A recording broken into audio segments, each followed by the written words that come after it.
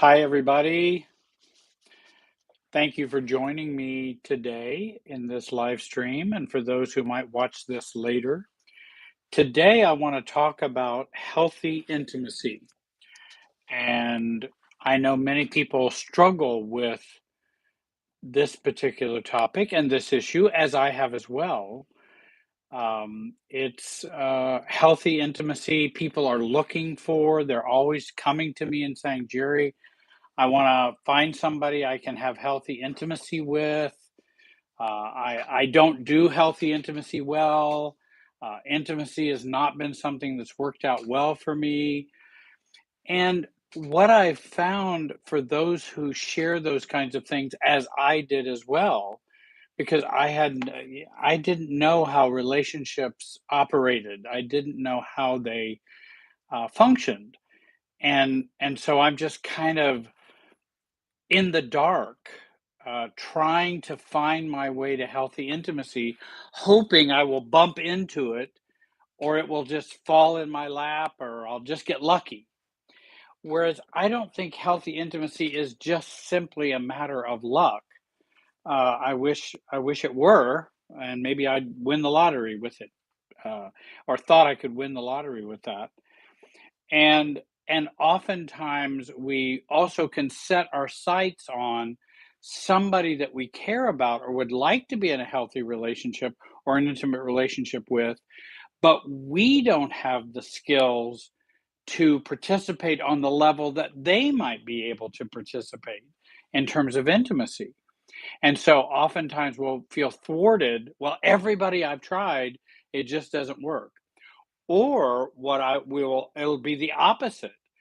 Will have dysfunctional realities and dysfunctional awareness about relationships and choose people who are not as intimate as we are and what our abilities are. And so they're down here and I'm up here, and we're trying to make this relationship work and it doesn't work.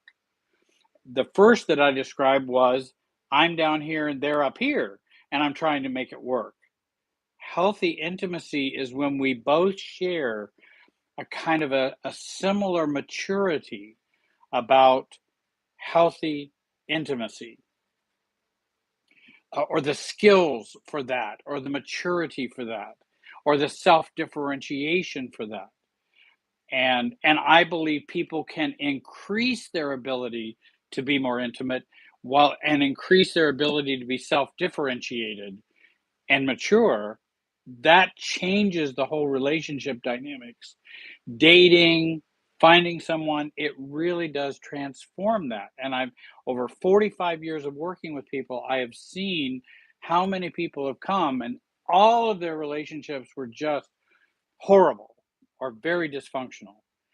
Then they begin to learn the realities of healthy relationships from a systems perspective, and then I end up being surprised at, and in fact, just talked with someone today who I think she would have, when she first came to see me, she would have never said she could find somebody.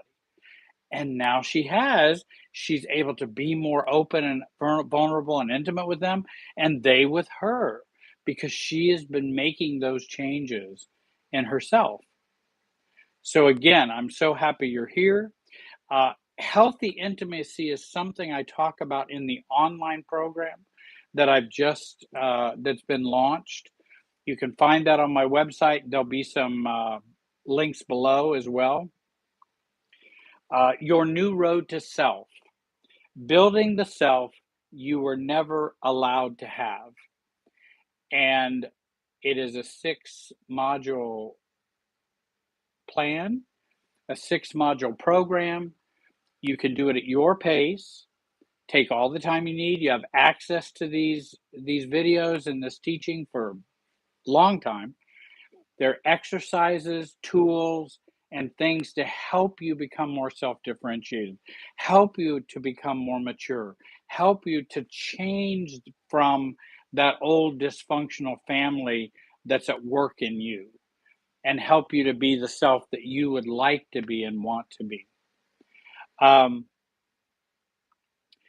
the And as I do as I do my talk here a little bit, then I'll have some time for a couple of questions um, at the end, and maybe I can answer some questions for you. But let me talk about some things regarding intimacy. And again, I'm just going to touch on these in this live stream, but in the workshop, or excuse me, in the online program, I go into much more depth of that. And first of all, self intimacy and intimacy with the self and intimacy with others flow from the same stream. And I believe that's a very important concept because everybody's going, how can I be more intimate with others? How can I find somebody who I could be intimate with? And I'm going, no, no, you're looking too far. Don't look out there. Look in here. How can I be intimate with me? Having reality, letting go of denial, being vulnerable with myself, loving myself, being open with myself, self compassionate. If I can learn to do that with me, I can learn to do that with others. And others will be attracted to the person that I am in taking care of myself. Because if I'm not taking care of myself and I'm not able to be intimate with myself, I'm going to be much more skeptical about the people that are going to be attracted to me because they're probably not going to be as healthy as I would like them to be if they're attracted to me and I don't really like myself. I don't love myself. I'm looking for someone to love me because I don't love me. If you have that kind of thinking and paradigm and subjective experience, then the you're going to attract someone who's going to fit into that paradigm. And that's not who we want to be in a relationship with because we end up having broken relationships. It doesn't turn out well. All kinds of toxic things can happen because I'm not caring and loving and intimate with me. And I certainly was not. And so remember, self intimacy, intimacy with others flow from the same stream. And I have a module where I talk about that in much more detail. In addition, intimacy is not the same thing as intensity or fusion with another person. For those of us who grew up in dysfunctional families, we tend to, well, intimacy masquerades as fusion and intensity. Um, it's if you we equate intimacy with fusion and intensity. And the problem is that can be, as maybe many of you have realized, can be really, really difficult. It isn't intensity and fusion. It doesn't mean we can't have a period of honeymoon or some passion or falling in love. We can have those experiences. But beyond that, what are we seeking for? And many of us have grown up that I want to be fused and it needs to be intense. If it's not intense, it's not love. If it's not fusion emotionally, it's not love. We need a whole new definition of love. Secondly, the opposite of unhealthy love is hate. And both are a pursuit of another person in an unhealthy way. Unhealthy love, this fusion and intensity, that's an unhealthy pursuit of someone to find love. Then hate is an unhealthy pursuit of another person. Just like when someone gets a divorce, it was nasty divorce. The person, let's say they are, the husband and wife have fallen out, they're mad at each other. Then the husband comes to me after the divorce and says, I just hate that woman. I will always hate her. And she was awful. Oh, and then I say, oh, so you're still married to her? And he goes, no, no, no, we're divorced. And I go, no, no, no, you're still married. You're still married emotionally. You're still pursuing her through hate. What you were pursuing her when you were married was another maybe unhealthy out of balance. Well, now it's an out of balance where you're pursuing her with hate and anger and resentment. And that's pursuit, folks. That is pursuing someone. We know that in family systems thinking. You're still pursuing someone when you hate them. Um, Now, I'm not saying people don't do hate-worthy things or harmful things or abusive things. Of course they do. But I don't want them stuck inside me with anger and resentment. I don't want that in my life. I want to be free from them. So again, that detachment is so important for moving on to a healthier relationships. Yeah, the opposite is really more indifference or separateness.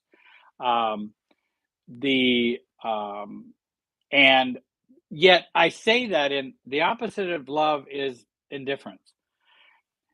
But I don't want to say we don't need indifference or don't need separateness, um, or space or distance in our relationships, because we probably do need more of that in healthy relationships. And if you know other healthy couples, people that have had healthier relationships, and maybe you've seen them, watched them, they have a different dynamic than people who are in unhealthy relationships. Many times we can be prickly, we can be easily triggered, we can misunderstand real easily, we can get reactive. But people who have a healthier relationship with each other, they're not engaged in that as much. They just don't engage in that. They have a healthier balance of togetherness and separateness. They have a healthy balance of those two forces. And that's what we head towards in terms of healthy intimacy. One of the ways to achieve greater intimacy is to focus on the your restrainers to intimacy, the ones that are out of our awareness. So, in other words, we want to resolve the downsides of greater intimacy. If I were more intimate with myself or with others, what would be the downside? And those are the restraints for me being able to be more intimate. And it may not be things we're even conscious of. So, okay, if I were more intimate, what would be the downsides? Oh, well, I can think of one. I could get hurt. There's a good, and I have a lot of people who will go, oh, well, I'll get hurt. So, or I stay mad at my ex while I go into this new relationship because I never want that to happen again. So I will stay mad and angry. The problem is you're more likely to have it happen again because you're still connected to it. And you might just be recreating it over again. And so what we want to do is loosen those emotional bonds, letting those things go, letting go so that we can go on to a new relationship and it's not being fueled by unresolved attachment, because it's unresolved attachment is really what it is. I'm still attached to the ex-wife that I hate, so to speak. And if I hate them, then you're still attached to them. And I tell people, well, how about getting an emotional divorce? You've gotten a legal one, a financial one. How about we work on the emotional divorce? Because I think that could be the most important divorce you could even have, besides the money and the much, much more in terms of life satisfaction, happiness, and finding another relationship. So we want to look at the downsides of what it would be mean for us to be more intimate and resolve those downsides. We also can increase our intimacy. Oh, this is always people, this is going to be a fun one. Increase your intimacy with your family of origin, externally or internally, to gain greater ability to be intimate. And I know everybody's going to say, oh, but why should I go deal with those crazy people? And they were bad. Let me explain what I mean so that you don't misinterpret what I mean. I'm not saying you should go be best friends to all of your abusive family members. That is not what I'm saying. What I'm saying is if we, um, and by the way, I say, well, they are all dead. One of the, it doesn't matter whether they're dead or alive. I'm going to describe that. It doesn't matter whether they're here or whether they're not here. If we have cut off emotionally from our family of origin, that's not the same thing as no contact. That's an emotional cutoff. Um, that the it tends to limit and make more difficult my ability to be intimate and more healthy, balanced, mature self in relationships. If I move closer to my family of origin and actually move through them, I can be much more intimate if I can go through them. Now, by the way, I'm not saying go to your family home and set your parents down and talk. I'm not talking about that. I'm talking about emotionally working through the attachments you still have with your family of origin to come out on the other side rather than running this way away from your family. Because the more we just run away from those issues, they're going to stay cemented and caught in us. We want to go through the family and past it so that this becomes far less important or it's not a dynamic in my life. So it and so many people just want to go that way. I just want to get away from them. Okay, well then get away from them. If they're unhealthy or toxic or that's fine, but that doesn't mean you've resolved your issues with your family just because you're now no contact. No contact doesn't mean you're resolved. You've resolved those things. You may be in a healthier place because you may not be as abused. There may be some good things with doing that. But when you're talking about, Jerry, I want to learn how to be more intimate, well, then go back through your family and go past them rather than away from them. Because I want to grow past my family. And I talk more about that in the online program as well. Take a look at the link below and check out. There's also a free training. When you check out the links below, there's a free training. Please go and get that. It's absolutely free. 84 minutes. It will kind of give you a sense of what might be going on in the online program. Take a look at that. That's free. Enjoy that. And you can set up a time to watch that training. And that's separate from the online program. That's just a gift for you. The And so dealing with family of origin issues is a way of learning to become more intimate. Because where did we learn intimacy? Where did we learn anything about intimacy? Good, bad, indifferent, ugly, pretty. Where did we learn about intimacy? When you were growing up. You were modeled it, though it's not just modeling, it's deeper than that. But, how did dads treat moms? How did men treat women in your family? How did women treat men in your family? Who put value where? How did mom and dad talk? Did they talk about feelings? Did they ever talk about sex? Did they ever, what was their relationship like? You remember that was your first relationship that you were a part of. Your family relationships were your first relationship. And that's where you go, oh, this is what intimacy or relationships is about. Huh. Then we go out taking that into adulthood. We internalize it, take it into adulthood, and then things aren't working. And we don't know why. Why isn't this working? Because we haven't resolved those issues.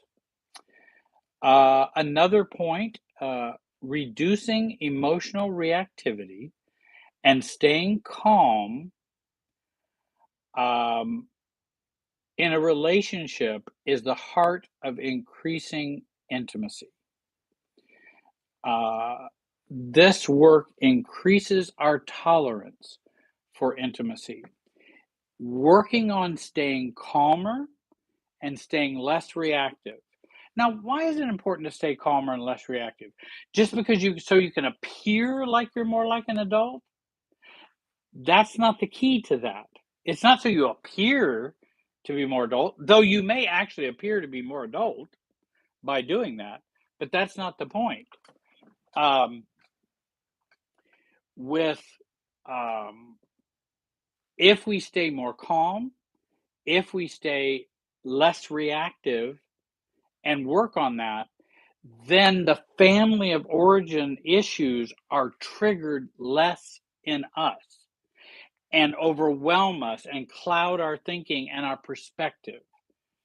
Because that family super self, which I talk about often, that we are a part of, this Wi-Fi that's going on that's a part of me, that family super self is triggered by reactivity and a lack of calmness. So if you can stay calm, stay less reactive, you then can walk and maneuver a little more carefully in an adult recovered way because you're not being triggered by everything that went on years ago within you that's still alive in there that maybe you haven't resolved yet. So that's one way to help keep those triggerings down. So I do try to help people with calmness and reducing their reactivity. Um, and many times it's better to do nothing than to do something. Not because doing something is bad, it's that doing nothing might give you time and help you to calm down and be less reactive. Then you might have a better outcome. Um, Small, successful attempts at intimacy while maintaining the self builds confidence and increases the self's ability to stay connected while being yourself.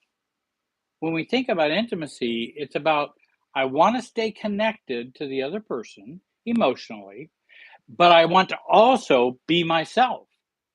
Now, that sounds easy. Just be yourself and stay connected. It's not as easy as many people think. It takes practice to do that. How can I stay connected and be me? The other thing about going through family is how can I deal with, stay connected emotionally, not as friends and let's go out and play golf or let's go to dinner. It's not that. It's staying connected emotionally while being myself and moving through this way and moving past them. I want to move past them in terms of maturity, a sense of self, more awareness to reality, and a more mature perspective and more clear headedness without all the dysfunctional noise that they are dealing with a lot of the time, that's going on with them all the time. They are activated all the time, is what I've found, especially for dysfunctional families. Achieving and finding healthy intimacy has less to do with the other person and more to do with self intimacy, self awareness, self definition, and self regulation. And I kind of implied that early on with saying self intimacy and other intimacy flow from the same stream, and they really do. So when people go, oh, I'm having trouble with intimacy, well, how are you having trouble with you? Oh, but I just want to talk about Jane or Bill or and how it's so hard to be intimate with them. Well, okay, we can talk about that, but you're trying to fly a 747. Excuse me. You're trying to fly a 747 and you haven't learned how to fly a single engine jet yet, a single engine plane. And so you're going, help me to be more intimate with my boyfriend or my spouse. Well, you're not even intimate with you. How? I mean, I can tell you what to do, but I think you're going to have a hard time doing it and being consistent and even understanding it fully. Not that you're dumb. I wasn't dumb. There were just things I didn't know. And maybe ignorant is the right word. And ignorance not a pejorative term. If we just don't know something, we don't know something. Well, we grew up in families where we didn't know something. We didn't get the memo.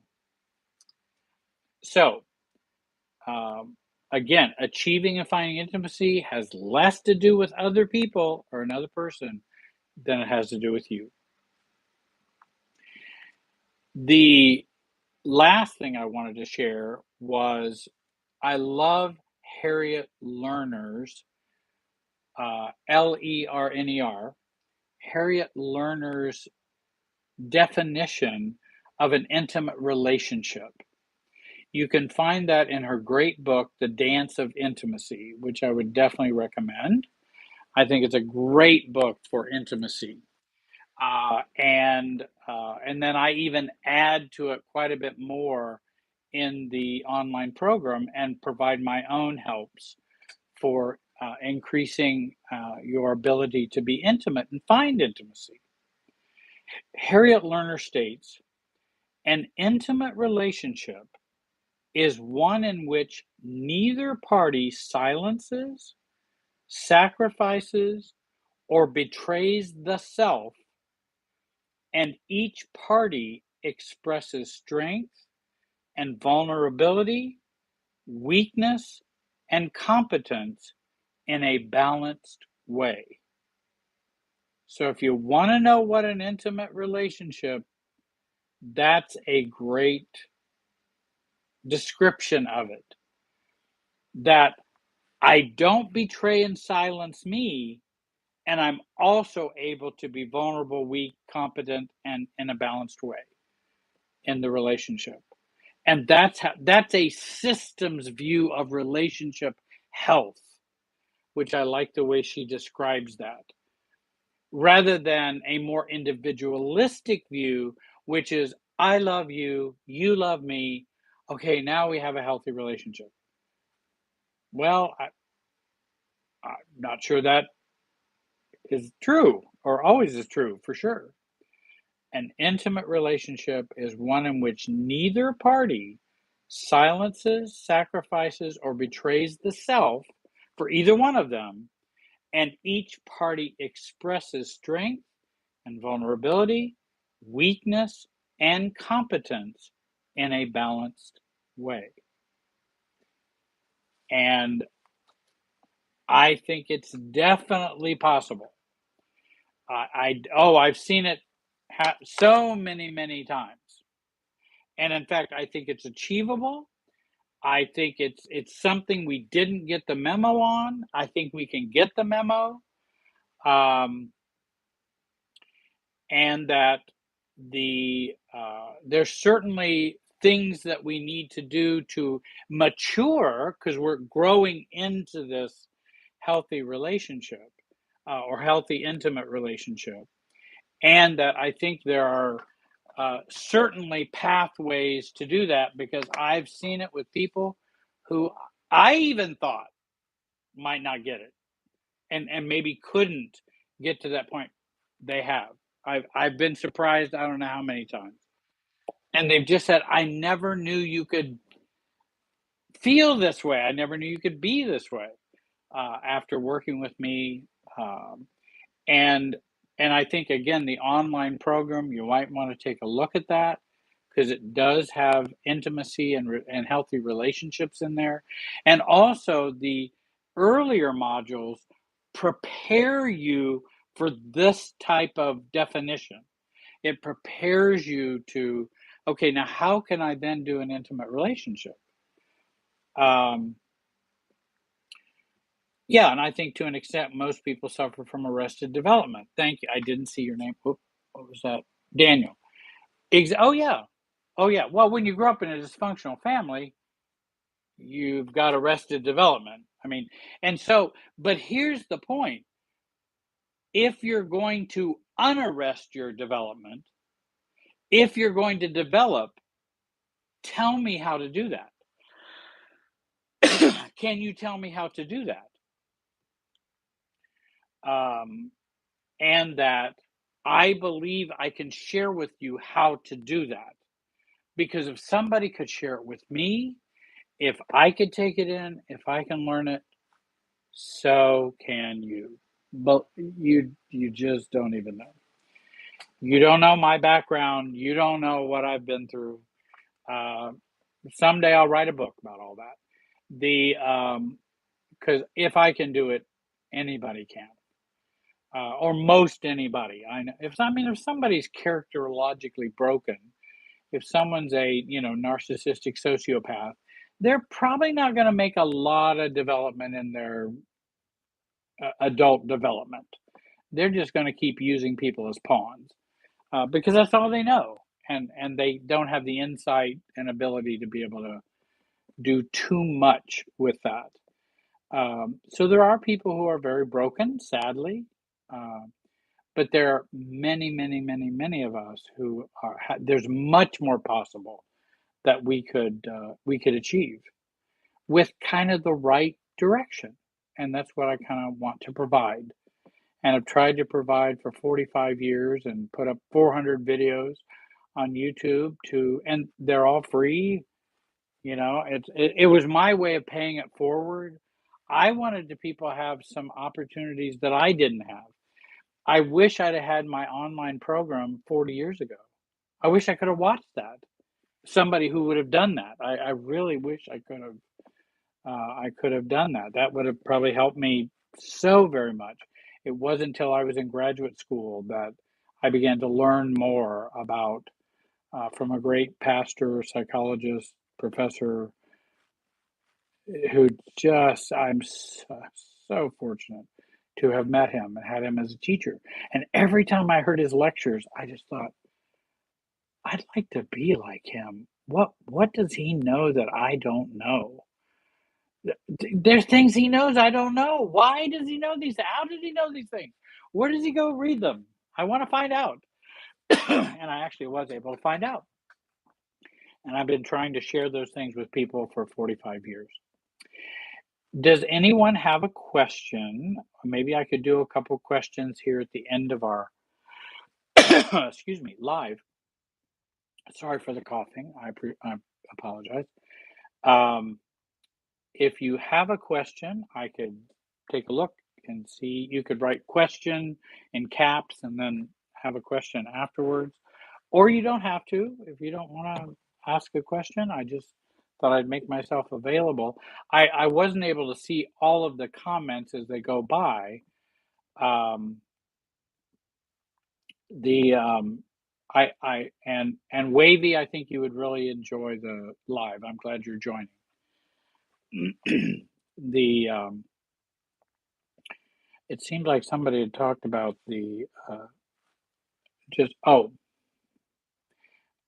question. I really can't stop getting anxious when my partner is anxious. I know you've spoken at length about it. What do I do? Oh, I think that is well. Let me give you a little brief thumbnail. If you can't stop being anxious about your partner's anxiousness, it's not about your partner's anxiousness. It's about anxiousness you learned long ago. And it's an anxiety that you're continuing to be triggered. That chronic anxiety from the past is being triggered now by your partner, spouse, or boyfriend, girlfriend. It's going to be triggered by that. Now, does that mean your spouse doesn't have anxiety? No, I'm sure they do. But do you know there's a lot of people around you who have anxiety that I would guess doesn't trigger yours? I'm just guessing. Maybe that's not true. I'm just saying. But there are people that I feel anxious around because of their anxiety. There are other people who are anxious and it doesn't trigger my anxiety because there's a story behind all this. There's a narrative, there's a whole process going on of my family of origin at work in me. So, when did you begin to learn to feel that anxiety? And when did you feel you had to respond to other people's anxiety? Um, which would trigger yours. And my hunch is that was long ago. It's just now getting continues with your spouse, but it was long ago. And unpacking that, and um, so that the so that we can begin to release that old pattern that's there. Because I don't think it's about your husband, or your spouse. I don't think it's about it. It is a trigger, absolutely. I mean, I'm not denying but the I don't have to deny the pattern that you see. I just want to talk about their different universals underneath it to explain it. That's what I mean when I try to describe things to people. That it's not what you're saying is not true. It's absolutely true. He's anxious, you get anxious. Then my hunch is your anxiety pings him, his anxiety then pings you back, your anxiety then and we have this whole feedback loop. But that feedback loop started long ago. The other thing is, let's take a look at the downsides. If my husband were anxious and Jerry waved a magic wand and I could no longer be anxious about his anxiety, what would be the downsides? What would be the problems?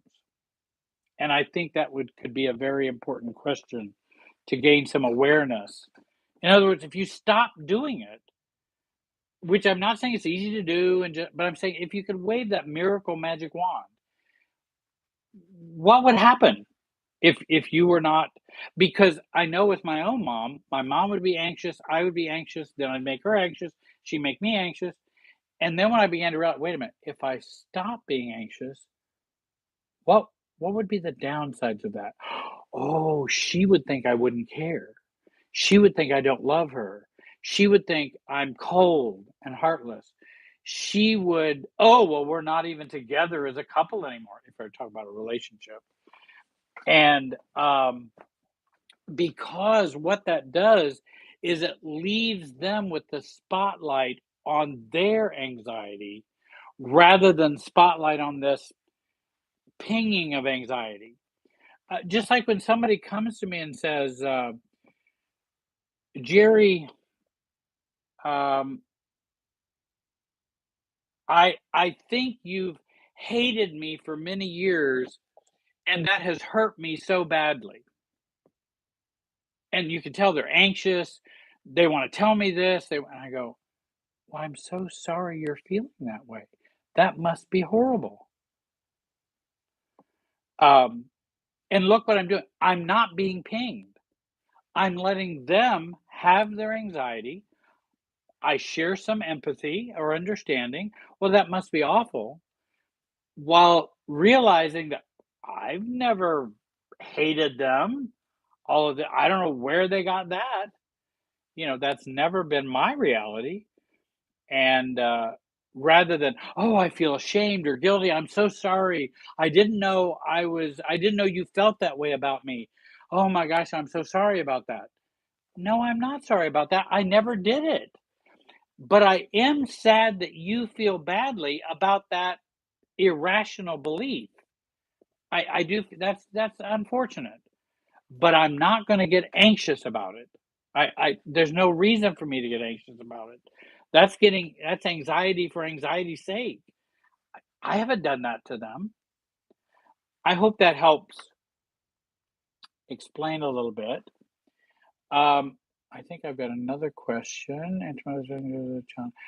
How can you have a healthy relationship with a family who have never had healthy, intimate relationships themselves and want you as their whoops, and want you as their child or grandchild to fulfill their needs for intimacy?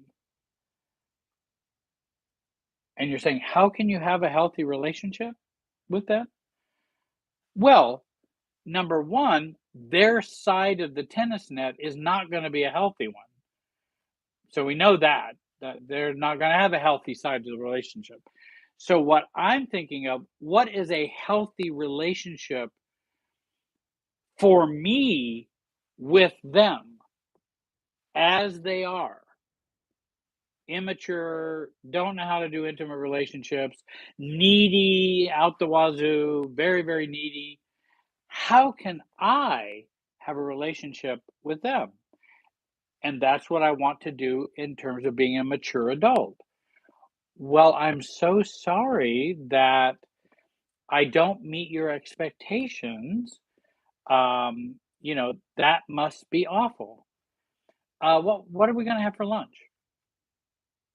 That's me having a healthy relationship with a dysfunctional person.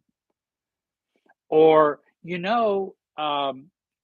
I hear your complaints about what I'm not doing, but I do think see it much differently than you.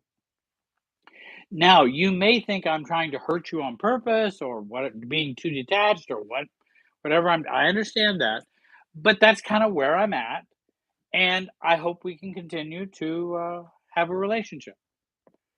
But again, I'm not going to be inviting them out to for a party every weekend. I'm not going to be best friends with them because they're not able to maintain that.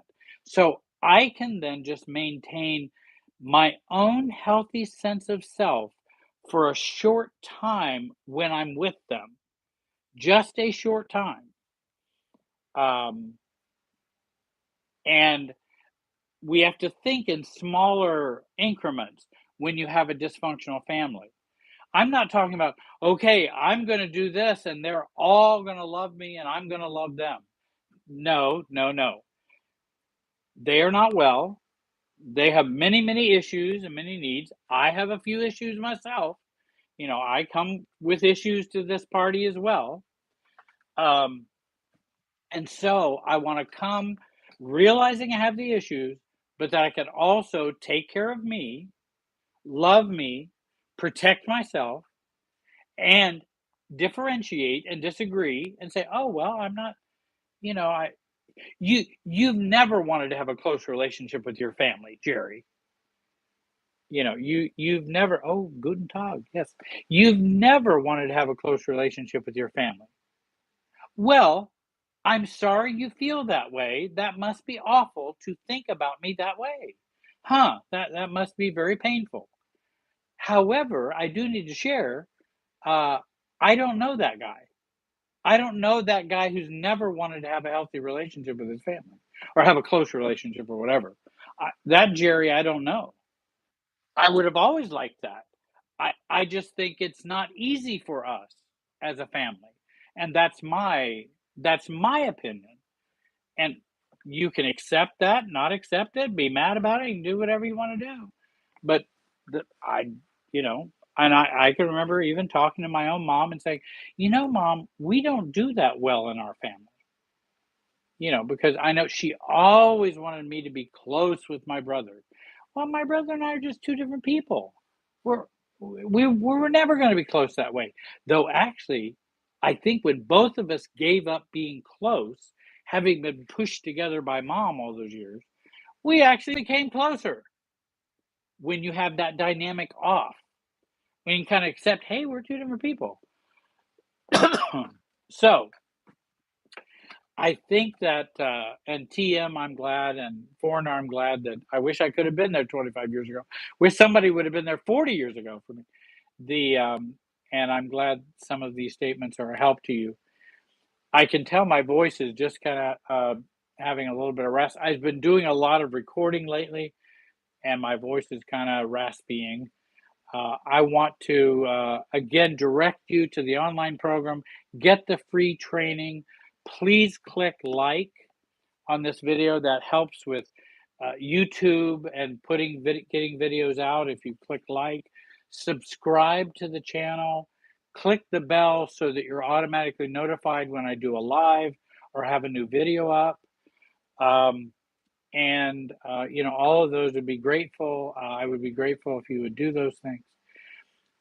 Again, your new road to self is the online program. I think it would save you thousands of dollars and many years of therapy. Thank you so much for watching and being here today. I'll be having more live streaming. Have a great day and be wise.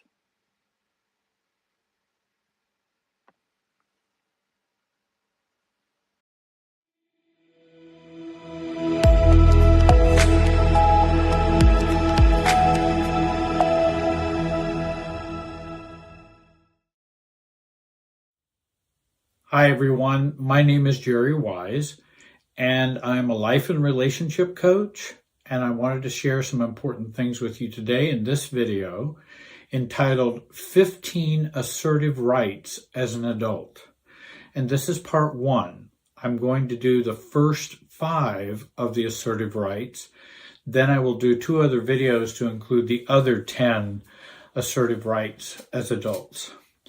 I hope that you'll subscribe, like, comment, and join and support this channel so that I can do more free videos for you.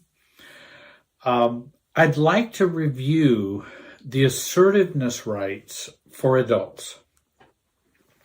They have been a big help to me in understanding what is normal for adults.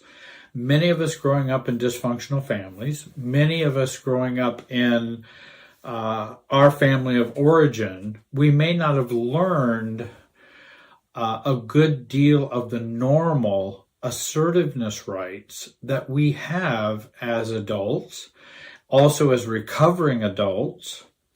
And I want to send a special shout out of thank you to the book When I Say No, I Feel Guilty by Manuel Smith. And I've made a hybrid of rights that he has and rights that I have added, trying to integrate a family systems approach. And again, this video is number 1, and it is the first 5 rights. Many of us have grown up with many non-assertive rights of codependency and the non-assertive rights of dysfunctional families. For example, some of those non-assertive rights would be always make others happy, never make anyone feel hurt, sad, anxious, or mad. Kind of always control the negative feelings of other people. And your assertiveness, if it causes them discomfort, then don't do that. Never say no unless you have a very, very good reason to say no. Another rule, always define yourself the way others see you. If it makes you feel anxious, then you're probably doing the wrong thing. That's also a non-assertive right. You should never change your mind. It only interferes with the relationships running smoothly. And you will look weak or immature, so never change your mind. Another one is don't do anything you can't justify. Also, everyone has a right to know your reasons and excuses for what you want and for your decisions. An additional one is saying, I don't know, only shows your inadequacy and your lack of knowledge.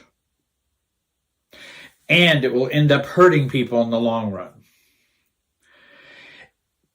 Another one is, if others define me, then I should accept it or argue with them to change their minds. Those are some of the non-assertive rights or dysfunctional rules that we've oftentimes lived by. There are many, many more. Let me talk about the first assertiveness right. You have the right to judge your own behavior, your own thoughts and emotions, and to take responsibility for their initiation and the consequences. Let me read that again to you. You have the right to judge your own behavior, your own thoughts, your own emotions, and to take responsibility for their initiation and consequences. I have the right not to be manipulated by other people who are judging my behavior, my thoughts, and my emotions, because I am the judge of these, not they are the judge of these. Others are not the judge of me. I am the judge. My conscience is the boss, and my values and choices and needs are mine. My conscience is the boss, and my values control my behavior, thoughts, and feelings. You have the right to be the ultimate judge of yourself, continuing on with assertiveness right 1, because this is a part of that. You have the right to be the ultimate judge of yourself versus I should be controlled and others should control me. I should control others, others should control me. We often are so shoulded and so oughted, you should and you ought, and judged by roles, rules, and what has always been. And I think that's why that's so often the basis of the judgment. Roles, rules, and what has always been. And then in many cases of narcissism and such, in that you're not doing what someone else finds best for them. Being our own judge can be a very frightening thing. And I remember when I was in seminary and thinking, gosh, what if I'm in charge of what I believe? What if I'm in charge of my own thoughts and feelings? Should I have my own thoughts and feelings? Because there's probably so many other ways that other people are right, other books are right, everybody's right but me. No, I have the right to judge my own thoughts, feelings, and actions. Our behavior, thoughts, and feelings are not responsible for someone else's happiness or someone else's feelings. If I don't want to go on that trip and many feel disappointed, I'm not responsible for their disappointment. I'm responsible for my choice. I may not wish to go. And I can judge whether that is an appropriate action or an inappropriate action, a selfish action or a non-selfish action.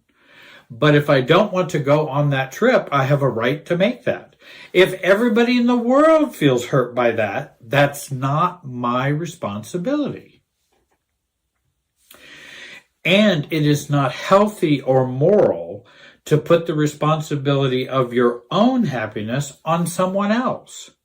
If someone else, of course, doesn't want to go on the trip, you're responsible for your disappointment and your hurt or anger.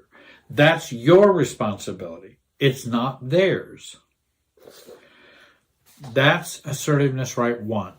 Assertiveness right 2. You have the right to offer no reasons or excuses to justify your behavior or choices. Let me say that again. You have the right to offer no reasons or excuses to justify your behavior or choices. I remember, and in working with so many couples, helping couples have a better relationship and healing and successful relationships over my many 45 years or so working with couples, individuals. And of course, there are some who have chosen to divorce, or a spouse has chosen to divorce, and the other one doesn't wish to divorce. Well, I can't make the one spouse stay in the marriage. It's for each person to decide whether they want to stay in the marriage. Certainly, I like to see couples work through their issues in the marriage and become stronger and happier, but sometimes that just does not happen, and there have been so many things that occurred that it makes it virtually impossible. And often we get a lot of whys from others, especially when we make a choice about something in our own life. And divorce is a big choice. It's a very big choice, and it's a hard choice. And I found that hard for so many people who have made that choice. It's not easy. And of course, I don't believe divorce solves all the problems either. I think I educate and talk to both parties about the importance of just because you get a divorce doesn't mean that wipes the slate clean. There are lots of issues that brought us into this, that continued the conflict and continued the problems. And we need to work on those things, divorce or no divorce. We will often get a lot of whys, and I wanted to share with you, why do people ask whys? Why do they ask you why? They are often a means of resistance. They want to use our reasons and our excuses and our answers to change our mind. And I remember a number of couples I've worked with, and let's say it could go either way, the man or the wife, but let's say the man doesn't want the divorce and the wife does. And she's wanted a divorce for the last 15 years. She's been unhappy. Her husband has not been always a kind or caring or loving husband, and she wants to exit the marriage. And she's thought about this for a very long time. And so she's asking me, well, how do I share that with him? And I said, well, I think briefly and succinctly is probably the best. I feel like I want to tell him all the reasons. And I'm going, you're certainly free to tell him all the reasons if you want to, but you don't have to. You're making a choice to exit the marriage. You don't have to give all your reasons. And in fact, this may not even be the best time to give your reasons. Why is that? Because the husband will say, well, why do you want to divorce me? I've been working on myself. He's been working on himself for 15 years, hasn't really changed. Or he'll change for a short time and then go back to his old behavior. And the wife doesn't want to do that anymore. And so, again, I might advise, probably it's best to not give your reasons at this point. He needs to figure out why the marriage failed. You need to figure out why the marriage failed. That may not be best sorted out with the two of you because we have a dog in the race. Especially if I don't want a divorce, then I want to hear all your reasons why. Why? Because it might benefit me, because I may be able to use those to try and change your mind. Not to accept the reasons, but to use them to hopefully change your behavior, choices, and your mind about this. And so I want those why answers for my benefit, not for yours. Mom and Dad, here's an example of Mom and Dad, our family would like to spend Christmas Day at home. We'd be very happy to see you and the rest of the family any other day. I know this is a change from the past. Again, I'm acknowledging that this is a difference. I know this is a change from the past, but Bob and I have decided this is our preference for our family on Christmas Day. Mom and Dad, of course, are going to ask what? Why? But why are you choosing to do this? Do you truly have to give the reasons why? The reason is that we prefer that and to do this for the holiday. It is our preference. I don't have to give all the reasons of we want to start our own family traditions. We want to wake up in the morning and be with our kids and our family on Christmas morning. We want to spend that time enjoying ourselves, relaxing, and having our own traditions on Christmas Day rather than just grandparents' traditions. Not that family's not important or being with family, but that I don't have to give the reasons for that, because many times that will be a reason for the family to try to talk you out of that when you've already come to this decision. We don't have to give our reasons or excuses to justify our behavior or our choices. I remember even with my own brother, who I think used to sell cars. He sold cars for many years, and he sold American-made cars, which was interesting because I wanted to buy a foreign car, and he could not understand why I'd want to buy a foreign car. Later in life, he bought most all foreign cars, and I bought American cars, so cars made in America. So it all got reversed later, which was interesting. But he was not happy with that, and he wanted to know why. Well, every why I gave him was a cause or a reason for argument. And the reason was because this is what I want to do. This is my preference. I prefer it. And I don't have to give you all the reasons why. Especially if you're not truly trying to understand my reasons for me, you're trying to understand my reasons for you and for your benefit. If someone wants to truly know my reasons for me, then I can share them my reasons. But we're not in an adversarial relationship. 3, assertive right number 3. You have the right to judge whether you are responsible for finding solutions to other people's problems. Is that your responsibility or is it not? Let me give you an example where this took place. This was many years ago. I had a car accident, and clearly it was the other person's fault. The police were there. The woman happened to run through a stoplight that was clearly stopped for her. She didn't see it. I don't think she even looked up, and T-boned me in the driver's side. Her insurance company contacted me, which is fine. And I said, I will need a rental. And so would you like to arrange that to have a special deal, or you want me to just go get a rental and that'll just be part of the settlement? They told me, well, her policy does not include a rental replacement. That would not be covered. And I said, I responded, it doesn't matter to me whether it is covered or not. You can pay for it, or she can pay for it. It doesn't matter to me. Because if you don't pay for it, then I will ask her to pay for it. If she doesn't pay for it, I guess I will have to sue. Because I was the wrong party, I should be made right. But sir, she doesn't have car rental policy, a codicil on her policy. Well, again, this is not my problem. If it is not your problem, then it will be her problem. I'm sorry. This is your arrangement with her, not with me. The accident was her fault, and I lost the use of my vehicle. Again, it was not my responsibility to find a solution for this woman's responsibility. Believe it or not, the company ended up paying for the rental and taking care of that because they didn't want to see me sue her when she had insurance, I'm sure.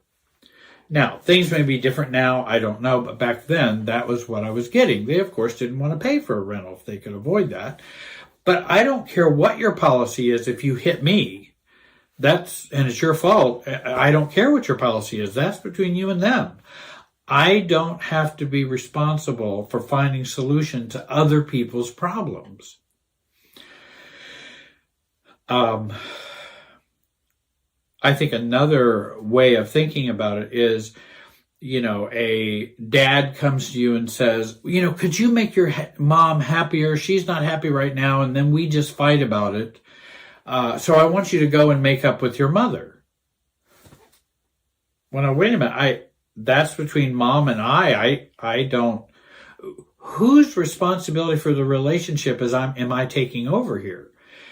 If I go and kowtow to mom, let's say, or give in or make nice or whatever, I'm doing that to make dad and mom's relationship work. That's not my responsibility. It's not my responsibility to go fix your marriage or how you guys interact. Dad, that's your problem. My problem is between mom and I. Not my problem is not how your marriage works. That's between you and her. So we want to be careful for finding solutions to other people's problems. It's enough to find solutions for our own problems. Number 4, you have the right to change your mind. That's a normal life, recovery, healthy adult right. We have a right to change our mind. Obviously, many believe if you change your mind, then something's wrong with you. And of course, you'll need to justify your new choice, right? No. You don't even have to justify your new choice. Now, that doesn't mean I don't care about people. I might share with people, hey, I've decided I can't go to that ball game with you. And you bought the tickets. So I'll take responsibility for the ticket price, but I cannot go. And I'll be happy to be fair in doing that. But maybe I want to stay home just to watch TV all afternoon. I don't have to give all my reasons for that, especially if I'm going to make them whole. Now, if I bought the ticket, well, then they're not out anything other than my presence, which I don't have to justify. You are free to change your mind for 6 good reasons, or for no reasons, or for 3 bad reasons. You can change your mind. That's an adult right. Number 5, assertive right number 5. You have the right to make mistakes and be responsible for them. This is the myth. Mistakes should be viewed through the lens of adequacy and self-worth and how others should view us or judge us. No, that's not true. I get to judge my behavior, my mistakes, and my life. And you can judge me any way you want, but I have the right to judge that. And I don't believe mistakes are best judged through adequacy and self-worth lens. I have made many mistakes in my life, and I've made many poor choices in my life, and made amends for them, paid for them, suffered for them.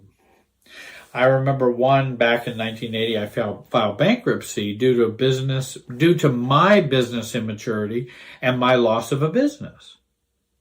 Well, should you be a pastor if you file bankruptcy? Are you a bad person because you filed bankruptcy? Am I now and forever less than other people because that happened? Am I now a failure for life? No, because I get to judge my own mistakes. I get to take responsibility for my own mistakes, and I have a right to make mistakes. No, I have failed, or I have chosen unwisely about business, which resulted in financial default, which hurt others and some businesses. But it does not speak to who I am as a person. I tried to make all of them as whole as I could. But it doesn't speak to me as to who I am as a person. It speaks as to the mistakes I can make and did make. I hope you'll subscribe, join, like, and comment on this video. I want to thank you all for joining me today. Have a great day, and look out for the next 2 videos that will be assertiveness rights 6 through 10, and then 11 through 15 in the next 2 videos. Have a great day, and be wise.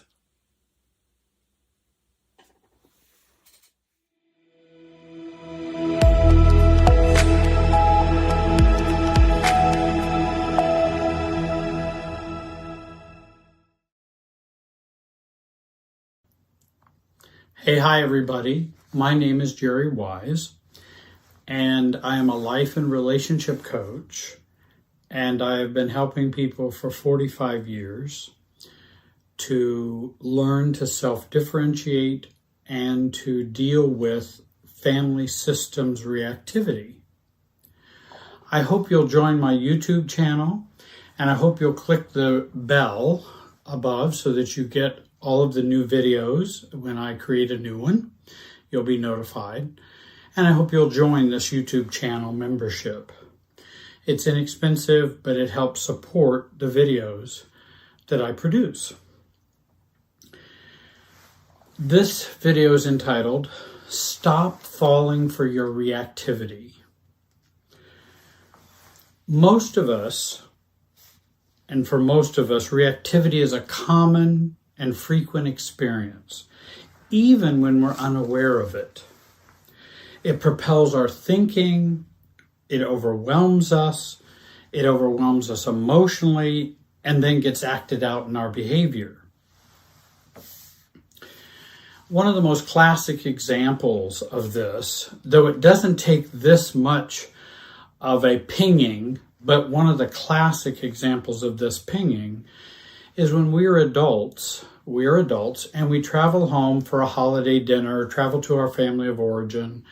for a celebration or a holiday, and we find ourselves slipping into our childhood roles, having childhood feelings, and finding ourselves reacting out of our family's anxiety within us, and we become very reactive to it. We may feel intimidated, fearful, anxious, pensive, tense. Then we may get angry or frustrated, irritated, exhausted, sad, hurt, feel abandoned or rejected. We also can feel shame and guilt and a desire to become avoidant, where I just want to cut off and just take an immature approach of I'll just stay away from those people or those feelings. And that kind of classic example kind of explains how hardwired we are to our family of origin. And just because we leave the family dinner doesn't mean all of that stops. All of it becomes more unaware and becomes more unconscious, but it doesn't stop. And that's the point of this video, because it's out of those experiences and what we carry with us away from the family that causes us so much reactivity in our marriages, at work, with friends, and in all of our relationships. Always remember, reactivity is the system's sleight of hand. Just like for a magician, they say, look over here, so you don't see what's going on over here. And reactivity keeps us focused over here rather than what's really going on within us and within the situation that's reality-based. And it takes us away from our true selves and the reality of the situation. For example, so what that your dad thinks you are inadequate?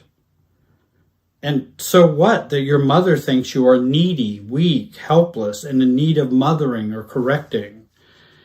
And I remember for years of taking those kinds of reactivities from my mother, for example, and needing to mother me, feeling I was weak or helpless, couldn't make good decisions, that I kept trying to either fight against that or change her mind or prove that that wasn't true.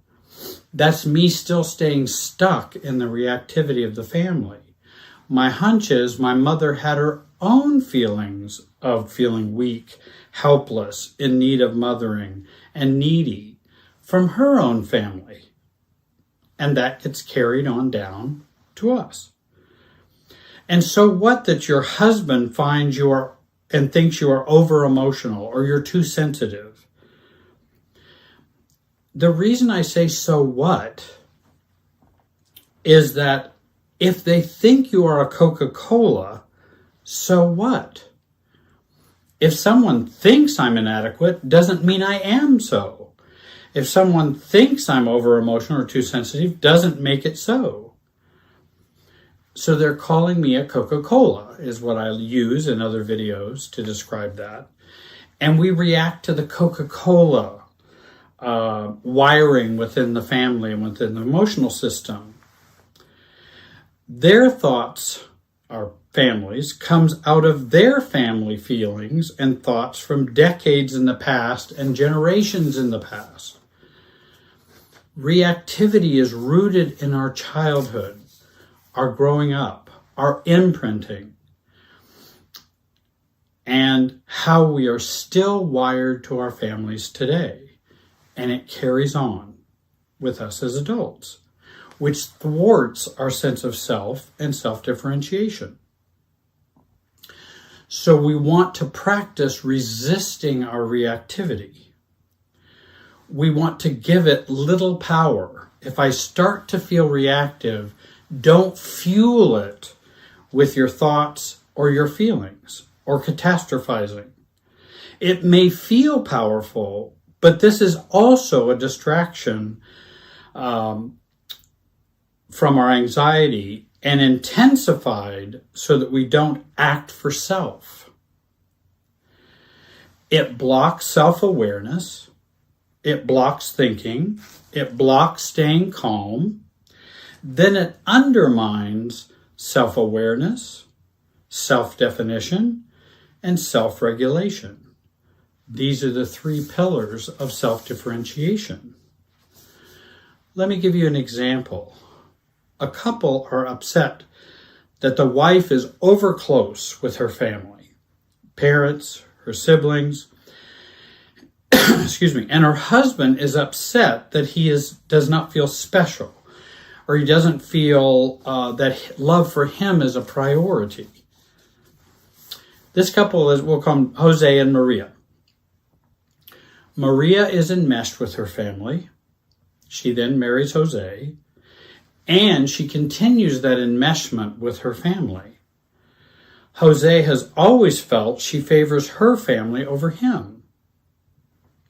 Whenever Maria's family comes up, Jose becomes anxious or upset.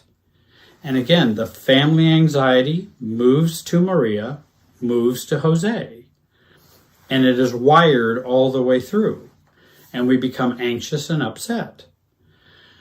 Maria is unconsciously anxious around her family and her overcloseness.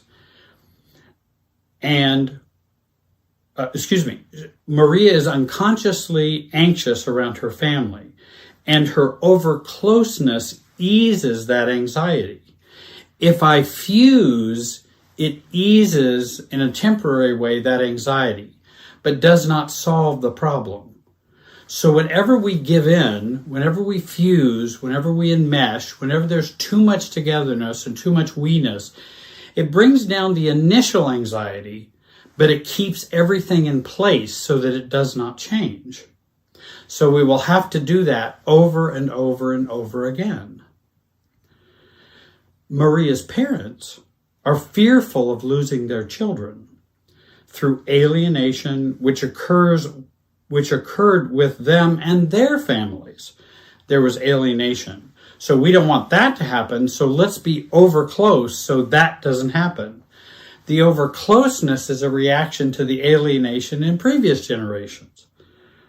They fuse and enmesh with their kids to keep this from happening in their own nuclear family, even to the detriment of their children's marriages, which they don't see all of this at work. I'm not blaming them consciously, but unconsciously that is the effect. Maria's parents and family use words, and her siblings use words like, well, we are so close. We will always be there for you. Our culture values family, though not you and your husband, Jose's family, our family. We want him to join us. You would never want to hurt your mother by not being here for the family. I don't know why your husband just doesn't get it. We have always been a close-knit family. And again, touting the virtues of that close-knitness. And then they even may take a victim role, which is, I think your husband would like you to just stay away from us completely. And again, that evokes feelings and reactivity within Maria when she hears that. This family of origins anxiety runs through all the family, which is wired together emotionally. Maria takes this anxiety home and her need for fusion home with her. Jose reacts to the unspoken and unconscious anxiety by trying to pull her away from her family and have her meet his needs in which he did not feel special, a priority, or loved in his family. And so out of that, he pulls on her. She pushes on him so she can stay connected to her family. He pulls on her to try to get his needs met from his wiring in his family of origin. Then they often argue about this situation and use her family to do it. So we focus on, well, it's your family, when actually we're not seeing the situation clearly, nor are we arguing clearly or presenting how we feel clearly to each other.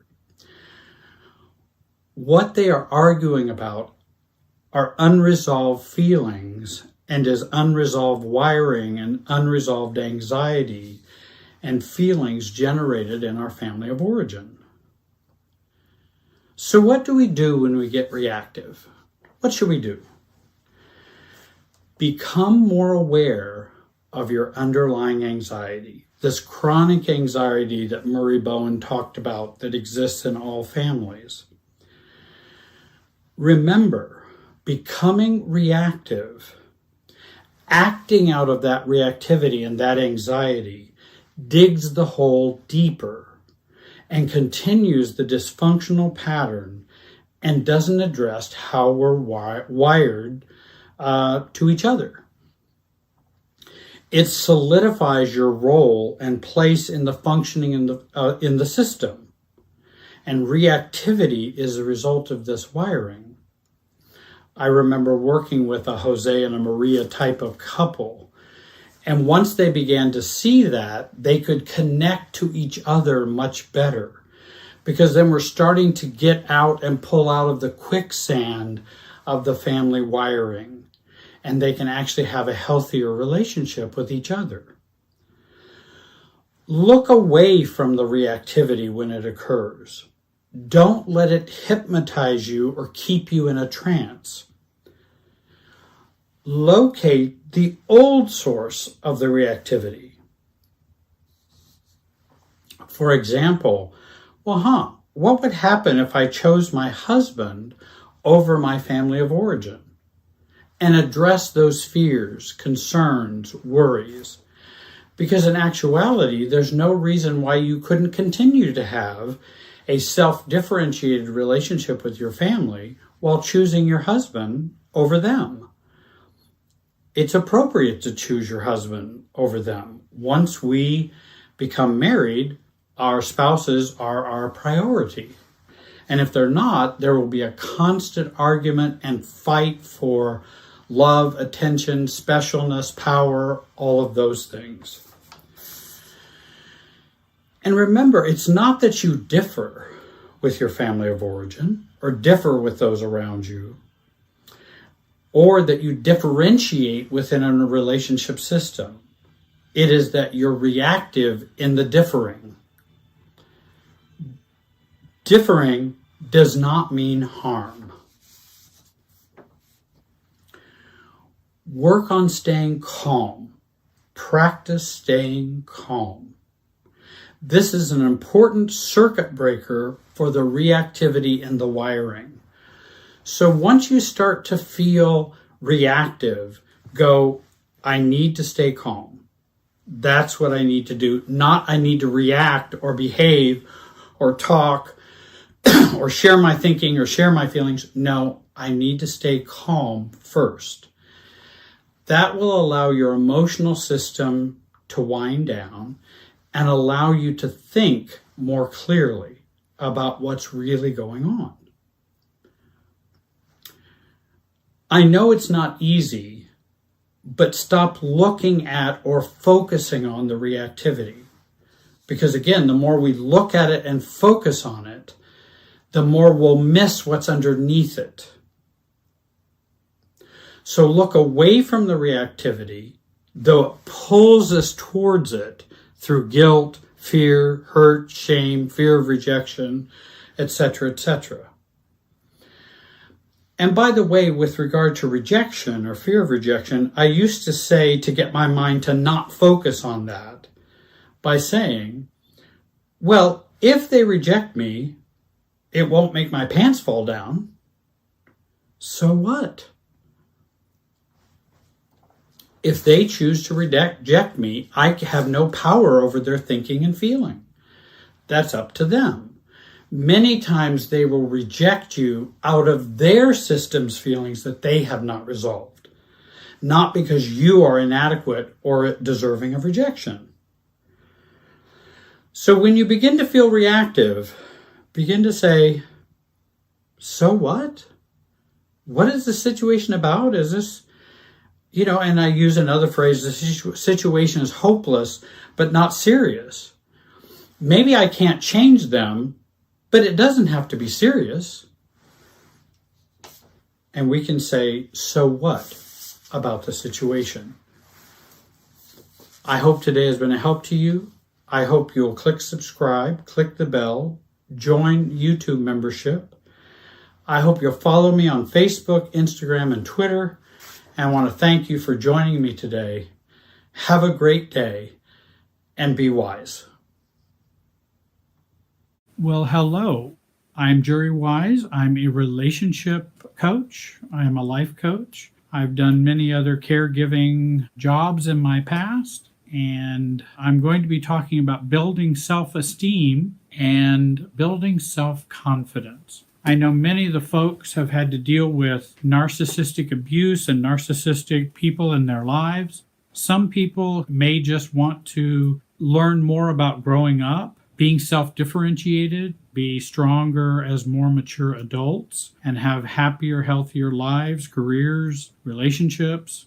I do want to share a particular perspective, like with building self-confidence, from a different point of view that folks may not hear quite so often, which is more of a family systems approach to self-confidence. And one of the things that struck me as I was reading a book by Marjalis Fjellstad, Stop Caretaking the Borderline or Narcissist, and How to End the Drama and Get On with Your Life. And she talks about building self-confidence in there. She comes from the same background I come from, such as a marriage and family therapy background. And so she does incorporate a systems thinking to the solutions and the problems that she deals with. And I think it's a mature view of those issues. She states, increasing your self-confidence happens by changing your thoughts and behaviors toward yourself and taking good care of yourself. Now, people ask me, well, how do I build self-confidence? Well, that will require changing thoughts and behaviors towards yourself and taking good care of yourself. It's certainly not by waiting on other people to give you self-confidence, because all of those self-words, self-esteem, self-confidence, self-acceptance, are not produced from other people. They are self-esteem, how I feel about me. They're self-confidence, my own confidence that I feel inside me. And self-acceptance, it's my acceptance of me, not other people's acceptance of me. And that's how we build self-confidence, is we work on this self. One of the things that she suggested is, firstly, don't take anything personally. And I think that's a very big component. We often stay enmeshed with relationships and with other people because we take so much personally. You've heard me say before that we want to be sure to observe and not absorb when we're in relationships with other people. We don't want to absorb the relationship, we want to observe it. So we want to stay detached. And if we take things personally, we're absorbing the relationship. And that's where Marjalis is saying, don't take things personally. Observe things that are going on, but don't absorb what's going on. And we've talked before, and I've used the illustration of, if somebody calls you a selfish, no good, unloving sister, then what we do is immediately in our thoughts, we go, none of that is true. That is what they think and they feel. And many times it's not even what they really think and what they really feel. It is a systems comment that they're making. They're wanting you to stay enmeshed. They're wanting you to absorb what they're saying. They're wanting a reaction. They're wanting you to behave in a certain way. They may not even fully believe that's how they feel about you, but it is a way for them to control or manipulate you. And so remember that the people you are dealing with are not reliable people to identify reality. They are not reliable in how they would assess you, or mostly assess much of anything, especially if they're malignant narcissists or they're very unhealthy, immature parents, siblings, spouses, friends. and that we begin by acknowledging that they are not good at identifying reality. So then the question becomes, why would I give them that kind of hearing and hear them as somehow reality? Because it's not reality. It is not true. And remember, I think you've probably heard me say before, what I have used in my past is to go, oh, they're just calling me a Coca-Cola. Because what they're saying is as senseless or nonsensical as calling me a Coca-Cola. By saying you're a bad person, you're worthless, why are you so stupid? Why did you do that? That was ignorant. Whatever demeaning thing they might do, that's all Coca-Cola talk. I'm not a Coca-Cola. And so I hear it as them calling me a Coke. And it helps me to not take what they're saying personally. I just put a quote up not long ago. If you understood how frequent people cope by projecting onto others, you would learn to take absolutely nothing personally. Because it is used so often and so frequently that it is very unwise, because so many people use projection and they will take their own weaknesses and their own problems and project them onto you, just like a narcissist would project his or her weaknesses, failings. And how many people do you know accuse you of doing things that they are doing? And that's projection. And so we need to be very careful and recognize projection and where it exists almost everywhere. And I've talked to a number of clients today, and even they were talking about in the workplace and different things. It was like, it had nothing to do with them at all. It was their coworker projecting onto them, but it wasn't true for them. Those with low self-confidence have been victims of projection much of their lives. As long as you carry the responsibility of this other dysfunctional person's views or feelings, then you are not going to be able to see or feel yourself accurately. So we don't want to carry the responsibility for how they feel, what they think, and continue to obsess about that, because then we won't see ourselves clearly. That's why as you begin to practice this, that's where when your mother comes to you and says, I don't know why you treated your father so badly. Now, in reality, I don't remember treating Dad badly at all. I don't know what she's talking about. But we can either absorb that and go, oh, that must be a right assessment of us. Or as we begin to work on this, we then start to use our mature selves and go, Mom, I'm confused. I don't know what you mean.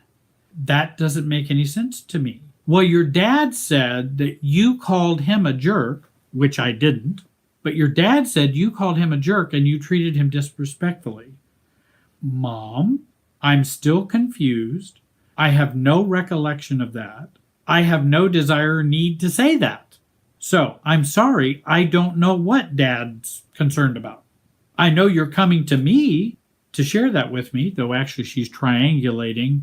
And so I would stay out of the triangle is what I want to do and go, well, I don't know. Maybe you should just have Dad come and talk to me and he can tell me that he thought I said he was a jerk or whatever, because hey, I don't remember doing that. I don't know why I would do that. It's not like me. So I'm just really confused, because an adult would be confused about someone pressing an irrational reality on them. An adult would go, huh? I don't know what. And it's better to be in that confused state than to feel hurt, demeaned, that it might be true, upset that Dad might feel that way. Heck, Dad's probably felt that way most all of your life and has probably done that all of his life. So why is it such a big deal? The situation with Dad is hopeless, but it's not serious. He's been thinking this crazy way for decades. So we want to minimize the importance of that and the importance of that message to us and go, well, Mom, you might want to have Dad talk to me about that. Sounds like you were upset about that. Well, I am upset that you treated your dad badly. Well, Mom, it sounds like it did upset you, but I'll have to admit it doesn't upset me because I don't remember doing it. It never happened. So it doesn't upset me. If you want to be upset about something totally crazy that Dad said or accused me of, then I guess you'll have to be upset about it. That's fine. It's going to be hard for me to be upset about it because it didn't happen.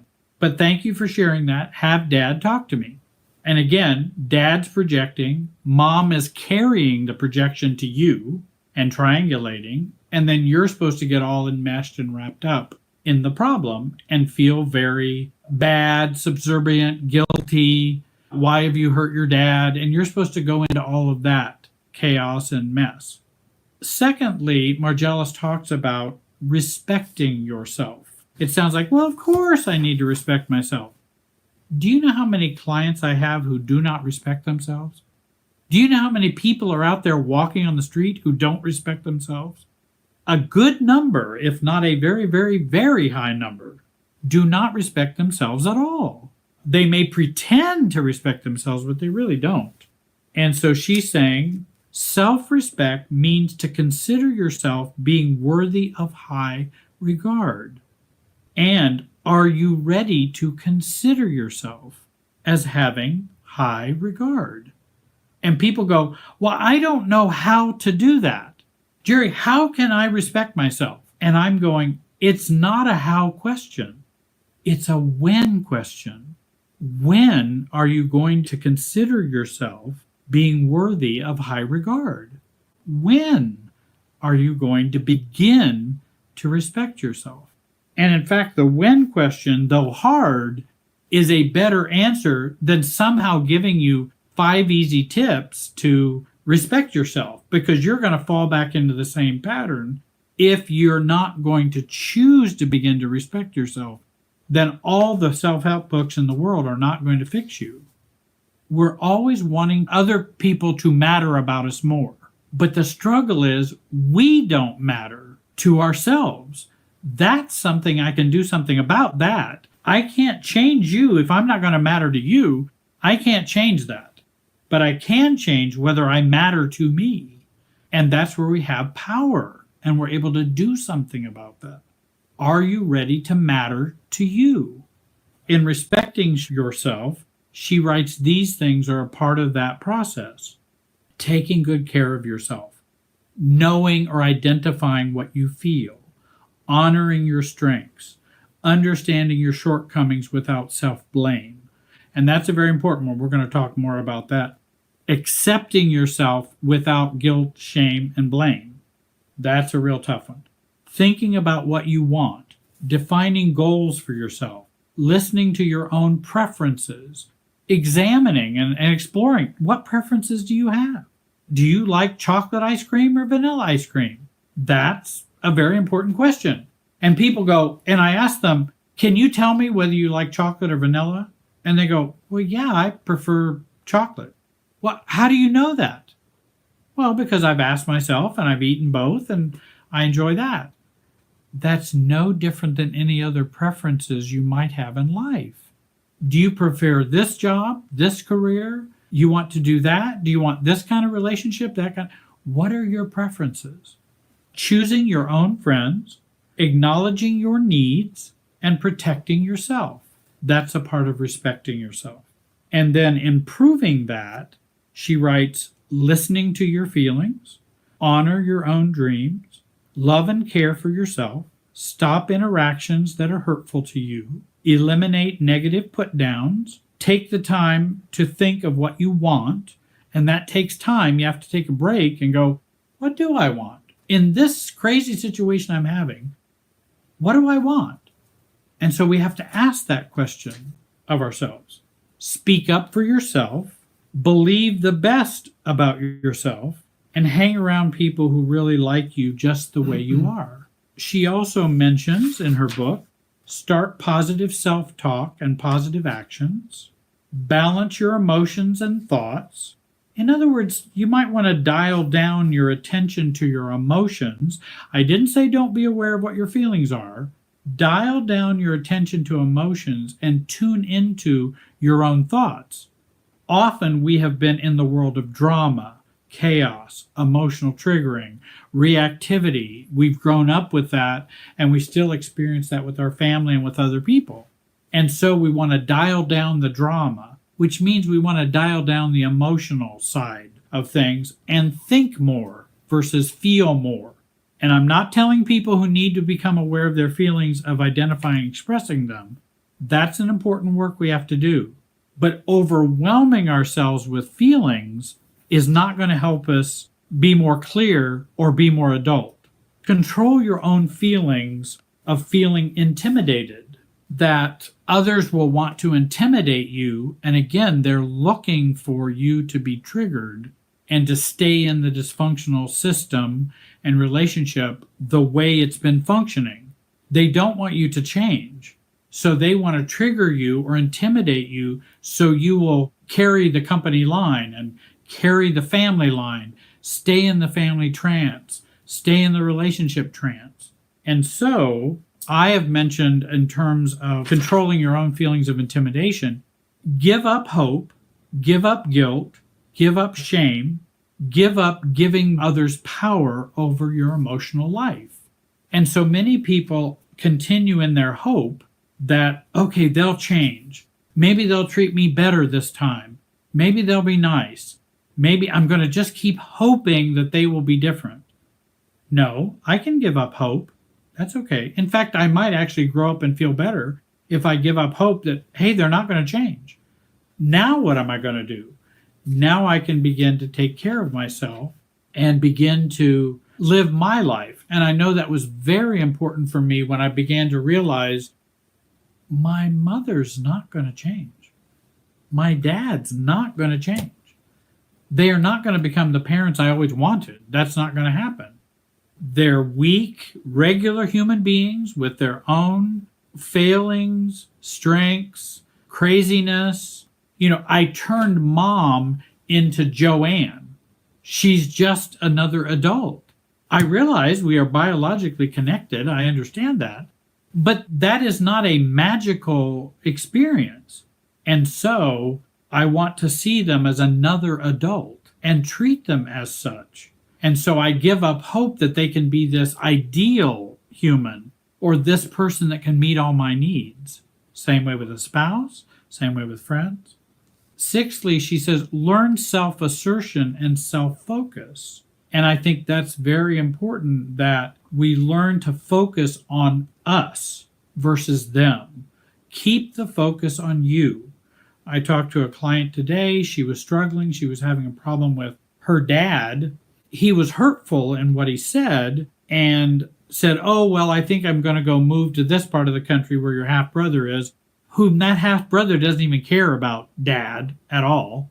But he doesn't want to live near his daughter, who I'm talking with, because her mother has come live near them in the area. So he doesn't want to come there. He's saying, well, I'll need to go somewhere where I can be near my family. You know, and the daughter was going, what, am I chopped liver? I mean, I'm your daughter. Would you like to? And in fact, they had talked about him coming and living near them. He's been a great grandfather. She'd like to have him near so they can have a good relationship. And so she felt kind of hurt, and she didn't know if she should process that hurt with her dad. Now, my concern, knowing a little bit more about how dad is, it's probably not going to go very far for her to process her hurt with dad. He's not going to know what to do with that and probably would just avoid it, or who knows what he might do. So I then said, what do you want? If we focus on you and not your dad, what do you want to have happen? Oh, well, I would like him to keep to his original plan and come move here because I think it would be great for the grandkids, etc., etc. I said, that's what you would want to share with dad, that this is what you want. Now, he can choose to live anywhere he wants with his stepmom, but you're giving him your preferences. Then she feels a break in the family trance, a break in the hurt, and goes, oh, well, that is really what I want. And if he doesn't want to do that, then he doesn't want to do that. And I'll be okay. So what I would add in a family systems way to building self-confidence, let the image of your mature self guide you. Start your imagery of your mature self. Visualize, think about, practice statements and questions that would come from your adult self. Grow your inner adult. Now you say, well, I'm not used to doing that. Well, you can begin to fantasize about that first. And you can begin to think about how would a mature me, if I didn't have these issues, if I didn't have this insecurity, if I didn't have this low self-confidence, what would I do? How would I act? How would I ask that question? How would I make that statement? Now we're into the realm of visualization and seeing a different us. We may not be ready to jump into all that, but at least we begin to let the image of our mature self start to blossom. Another tool that you can use is, what would Betty do? We had a neighbor growing up, Betty, and I always considered her fairly mature, detached. She's not a part of my family. And I would think, well, how would I deal with my mom? My mom lived much longer than my dad did, so I use a lot more mom examples rather than dad. And I began to think, well, how would Betty react to mom? What would Betty say? What would Betty do? And that began to get me into my more adult self. Maybe I can pretend to be like Betty. Maybe I can think about, that's what I think Betty would do. And, well, that's a new way of thinking. And it starts to get me more objective about the situation rather than just caught and in the trance and blinded in the relationship. I begin to see outside the box or outside the trance or stay in my lizard brain and that sort of thing. In Jenny Brown's book on page 11, which I love these two quotes, one of them's by Michael Kerr, an expert in Bowen family systems, the other from Harriet Lerner. And Harriet Lerner has written the books The Dance of Anger, The Dance of Intimacy, The Dance of Connection, and she uses Bowen family systems also, much like I do. And Michael Kerr writes, people frequently are willing to be individuals only to the extent that the relationship system approves and permits it. He's talking about enmeshment. That's what it feels like. That's what it's like. For us to grow, become more self-confident, and to grow as adults, we begin to gain and to choose courage to be individuals in spite of the approval or in spite of the permission, because often we will function in the way the system will let us function. And self-differentiation is about living beyond the system, beyond the family. Harriet Lerner writes, the only person we can change and control is our own self. Changing our own self can feel so threatening and difficult that it is often easier to continue an old pattern of silent withdrawal or ineffective fighting and blaming. And most people swing back and forth in the pendulum from one side of silent withdrawal to the other side of ineffective fighting and blaming. Both of them maintain the status quo. Both of them maintain my low self-esteem, my lack of confidence, my functioning in the system. Now, here's a hard one. Become your own best fan for success with regard to self-hate, self-disregard, self-loathing, because all of those things keep our confidence low.